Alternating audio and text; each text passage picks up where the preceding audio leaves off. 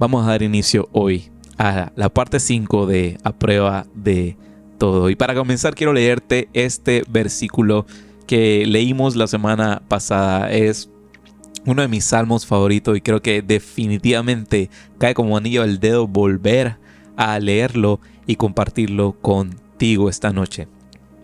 Acompáñame al Salmo 121, versos del 1 al 4, y dice de la siguiente manera: Levanto la vista hacia las montañas. ¿Viene de allí mi ayuda?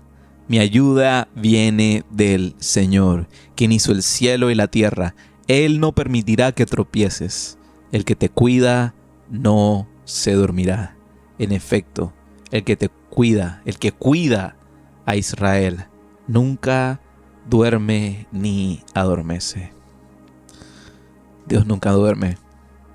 El que te cuida nunca duerme. El que te cuida está presente allí en medio de dificultades, en medio de tiempos que no sabes qué está pasando y te cuesta darle sentido a lo que está pasando. Él está allí contigo.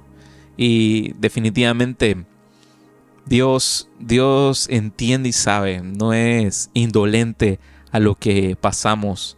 Y Dios entiende que en esta temporada en la que vivimos, el caminar en sus pasos, el confiar en Él, es un reto.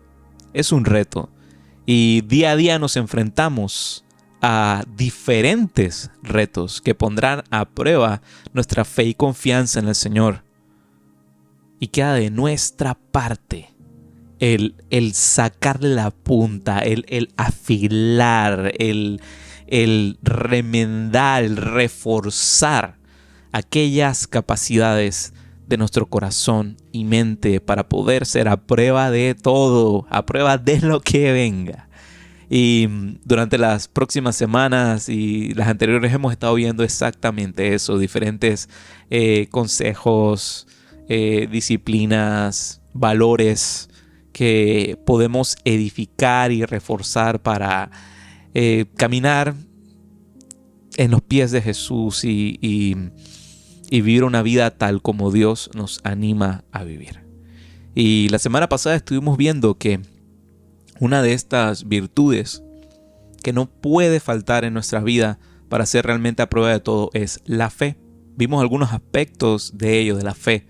Vimos que Jesús intercede por nosotros para que en medio de las situaciones difíciles de la vida, nuestra fe nunca decaiga, nunca flaquee. Y ciertamente pasaremos por situaciones difíciles, porque llegarán momentos en la vida en la que nuestra fe será puesta a prueba. Pero que a ese momento en el cual nuestra fe esté siendo puesta a prueba, en el ojo del huracán, en medio de la tormenta, no decaiga. Que tu barca no sea sumergida por las dificultades de la vida. Todo esto vimos que es algo que Dios hace a nuestro favor. Pero aquí quiero como escarbar un poco más en eso y que te hagas la pregunta, ¿pero por qué? ¿Por qué Dios hace eso? ¿Por qué Dios actúa de ese modo sobre mi vida? Y la respuesta directa y sencilla a esto es que Dios le complace. A Dios le complace actuar en nuestra vida de tal manera debido a nuestros pasos de fe. Debido a nuestra fe, Dios mueve, se complace y actúa en nuestra vida. Marcos 11, 22 a 23 dice lo siguiente: Entonces Jesús dijo a los discípulos: tengan fe en Dios. Les digo la verdad, ustedes pueden decir a esta montaña: levántate y échate al mar, y sucederá. Pero deben creer de verdad que ocurrirá y no tener ninguna duda en el corazón. Nuestros pasos de fe no es que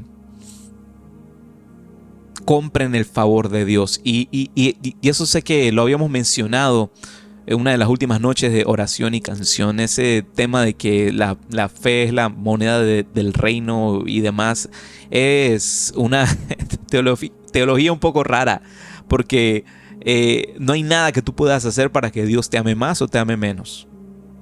Y no hay nada que tú puedas hacer para doblarle el brazo a Dios, para hacer que Dios actúe tal cual como a ti te da la gana. No.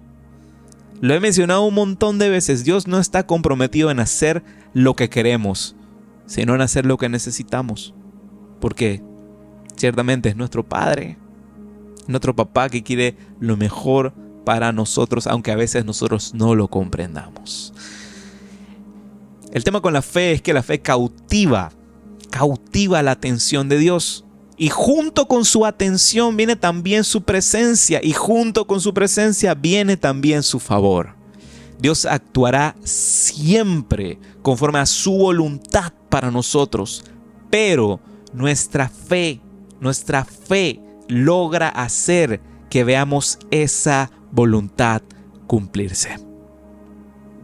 Escucha muy bien lo siguiente. Cuando nuestra atención está puesta en Dios, la suya está puesta en nosotros. Vuelvo y te lo repito. Cuando nuestra atención está puesta en Dios, la suya, su atención, está puesta en nosotros. Juan 16:33 dice lo siguiente. Les he dicho todo lo anterior para que en mí tengan paz. Aquí el mundo tendrá muchas pruebas y tristezas, pero anímense, anímate Lighthouse, porque yo he vencido al mundo. Amo ese versículo.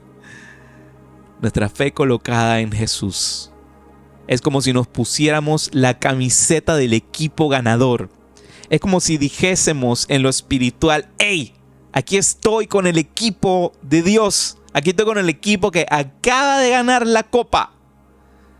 Nos estamos identificando en lo espiritual, que somos del reino, que Cristo ha pagado el precio más alto de todos por nuestra salvación.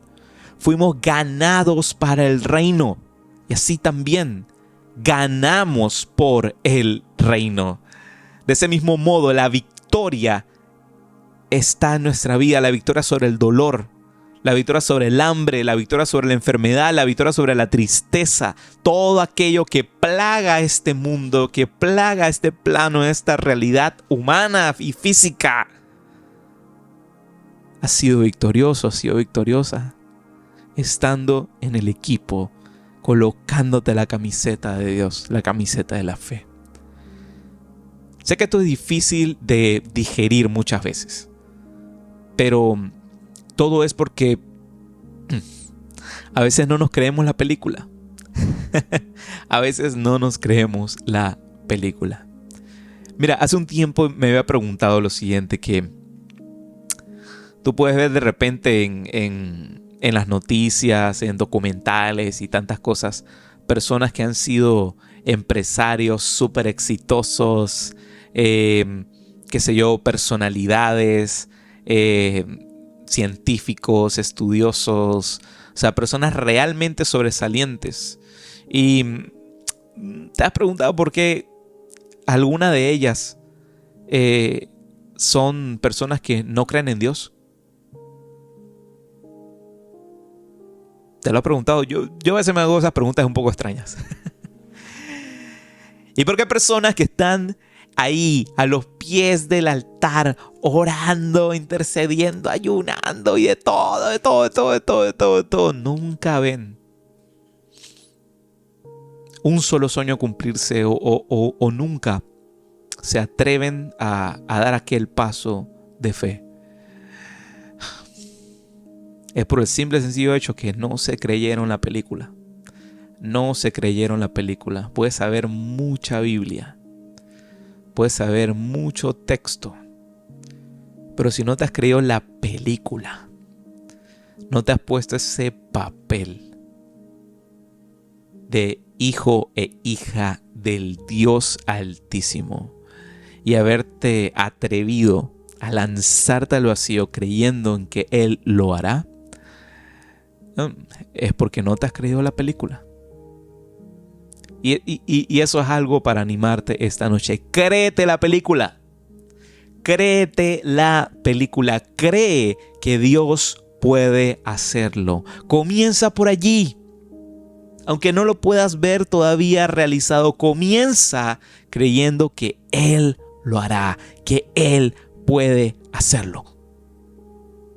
Él es más que poderoso para hacerlo. Y esta noche quiero compartirte rapidito una historia que nos habla un poco acerca de esto y la encontrarás en Lucas capítulo 8. Y es una historia dentro de nuestras Biblias, me gusta mucho. Es una de mis intervenciones favoritas de Jesús, porque nos habla un poco acerca del reino, nos habla un poco acerca del corazón de Dios ante las dificultades que atraviesa el ser humano. La encontrarás en Lucas 8 desde el versículo 40 en adelante.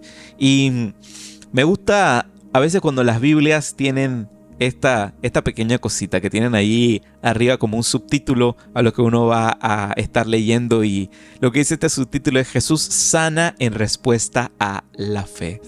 Nuevamente vemos que Dios actúa en respuesta a la fe. No que le estoy doblando la mano a Dios para que haga lo que yo quiero, sino que Él empieza, Él impulsa su voluntad en nuestra vida conforme nosotros depositamos en Él nuestra fe y confianza. Y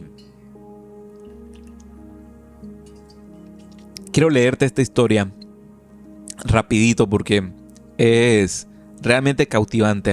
A mí me encanta, es una de mis favoritas en los evangelios. Y dice así: Jesús sana en respuesta a la fe. Dice: del otro lado del lago las multitudes recibieron a Jesús porque lo estaban esperando. Y un hombre llamado Jairo, líder de la sinagoga local, se acercó y cayó a los pies de Jesús mientras rogaba que lo acompañara a su casa. Su única hija, que tenía 12 años,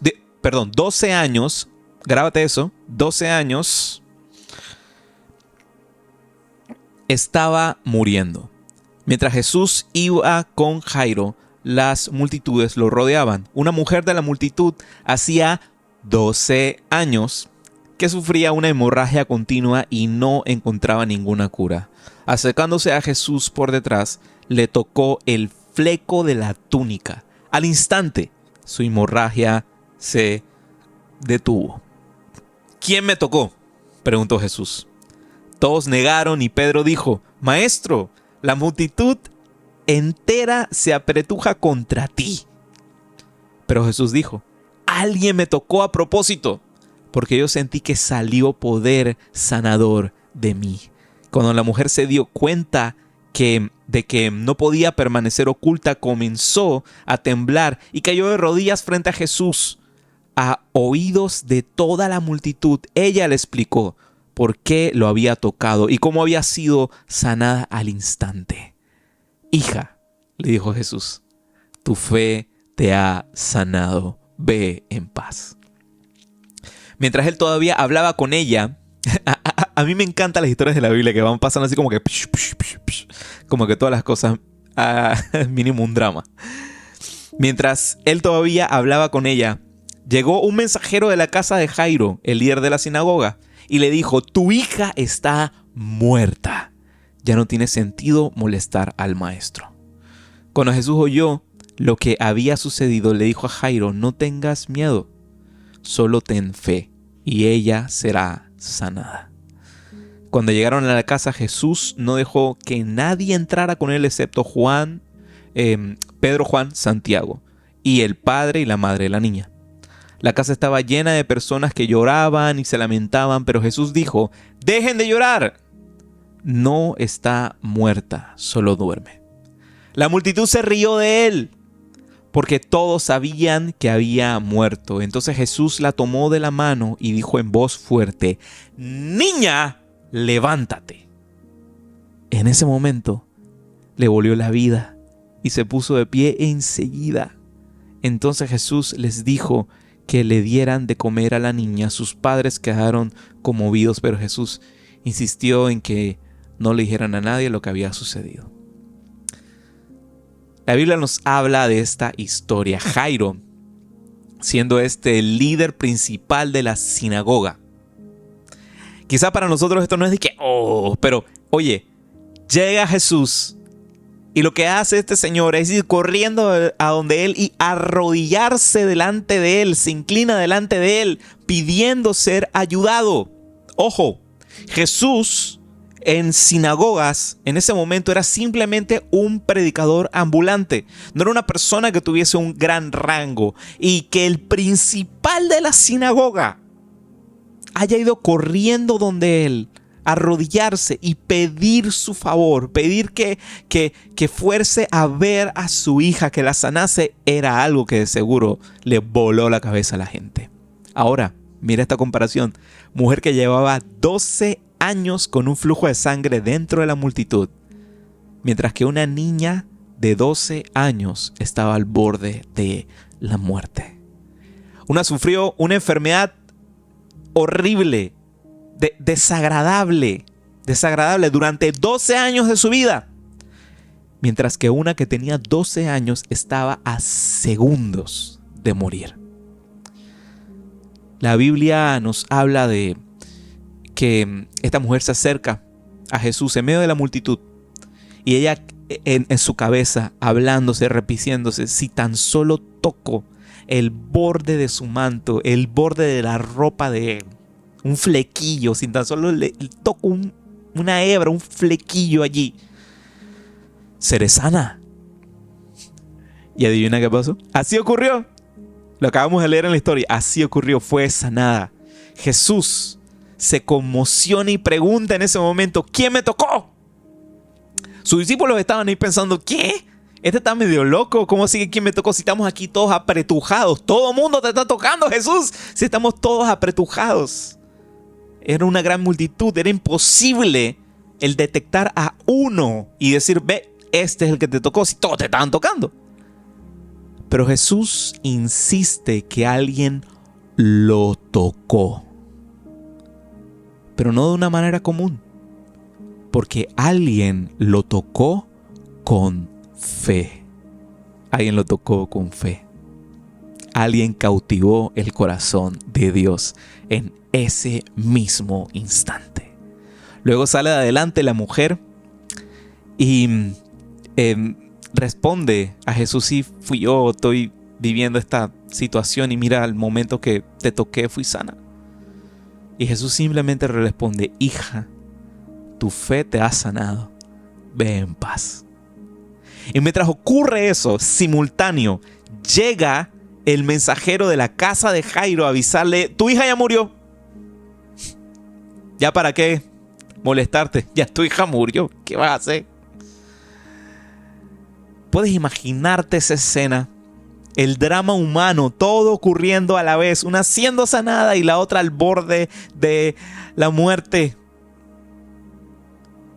En eso Jesús voltea a Jairo y simplemente le dice: no tengas miedo, solo ten fe. Ella será sanada. Y en ese exacto momento que Jairo se encuentra allí, estoy seguro que se hace esta pregunta, esta difícil pregunta a sí mismo en su corazón, la pregunta más difícil de toda su vida. ¿Le vas a creer a lo que dicen las circunstancias o le vas a creer lo que dice Dios? ¿Le vas a creer a aquel dictamen médico? ¿Le vas a creer a aquella carta? ¿Le vas a creer a aquel mensaje? ¿Le vas a creer a aquel comentario? ¿Le vas a creer a aquella opinión? ¿Le vas a creer a aquella persona? ¿Le vas a creer a aquel chisme? ¿O le vas a creer a Dios? ¿Tú a quién le vas a creer? Te hago esta pregunta a ti en este momento. ¿Tú a quién le vas a creer? Cuando escuchamos noticias que parecen ser imposibles de superar, noticias que nos ponen a pensar, y con mis habilidades no podré, con mi entendimiento no podré. Queda solamente estar claro en algo, que el poder de Dios desafía nuestro razonamiento. El poder de Dios va por encima de cualquier debilidad humana. El poder de Dios es más grande de lo que podemos imaginar. Él es capaz. Él es capaz. Él es capaz de hacerlo y lo hará. Déjame decirte, Él es capaz de hacerlo y lo hará. Jairo, junto a Jesús y sus discípulos, volvieron camino a casa. Seguramente Jairo, durante ese tramo, durante ese camino, porque no fue algo inmediato, sucede esta escena que te acabo de describir y van hasta la casa de Jairo. A lo mejor Jairo en todo ese camino preguntándose, ¿le creo al mensajero, le creo a Jesús? ¿Le creo al mensajero, le creo a Jesús? ¿Le creo al mensajero o le creo a Jesús? Pero algo tuvo que haber pasado en el corazón de Jairo durante ese camino. Porque cuando Jesús entra a la casa junto a Pedro, Juan y Santiago, estaba todo el ambiente lleno de incredulidad. Estaba todo lleno de personas llorando, gritando por toda la casa. ¡Ay, se murió la niña, tal y tal y tal y tal! Y cuando Jesús dice, dejen de llorar, no está muerta, solo duerme. De repente todos comienzan a reírse de él, como si se les hubiera olvidado que está ocurriendo una tragedia delante. Como que todo el ambiente, las tinieblas que rodeaban el lugar, comenzaban a burlarse de la fe de este hombre y de las palabras de Jesús. Comienzan a catalogar a Jesús como un ingenuo. Para ellos la niña estaba evidentemente muerta. Y es cuando Jesús toma el cuerpo de la niña por la mano y dice en voz alta, niña, levántate. Y en ese mismo momento la niña volvió a la vida. Quiero solo decirte 4 cosas. Recuerda, para que nuestra fe sea realmente a prueba de todo, número 1, tiene que estar claro, tiene que estar clara que nuestra fe será probada en las situaciones difíciles de la vida. Es imposible evitar eso. Será probada nuestra fe. Número 2, nuestra fe será fortalecida porque Jesús intercede por nosotros. Jesús está intercediendo por ti en este momento para que tu fe no flaquee, para que tu fe no falte. Número 3, aquella fe será la clave para caminar bajo el faro de la mirada de Dios. Y número 4 y final, aquella fe será la excusa perfecta para que Dios cumpla su voluntad por encima de las imposibilidades de este mundo en tu vida. Y solo quiero agregar una cosita más. Lo que más amo y me encanta de esta historia es los contrastes que podemos ver. Una mujer con 12 años teniendo una aflicción, una enfermedad, mientras que una niña de 12 añitos a pocos segundos de morir. ¿Qué es lo que quiere decirnos la Biblia a través de esto? Que no importa si la situación que estás atravesando en esta vida, no importa si quien sea que esté atravesando por una situación larga, de años, de tiempo que ha pasado, que pienses de que ya traté todo, intenté de todo y nada lo resuelve. Y tampoco importa si eres alguien que acaba ahorita de tener su primer encuentro con Jesús, la primera vez que has escuchado ese nombre y que estés atravesando ahorita ya una situación. Ninguna de las dos situaciones es condicionante para que Dios haga un milagro maravilloso en tu vida, para que tu fe sea aquello que cautive el corazón de Dios. Nunca se llega demasiado tarde ni demasiado temprano a los pies de la cruz. Dios puede hacerlo y lo hará. Él está contigo y está fortaleciendo tu fe si pones tu fe en sus manos, si pones tu vida en sus manos para ser realmente a prueba de todo.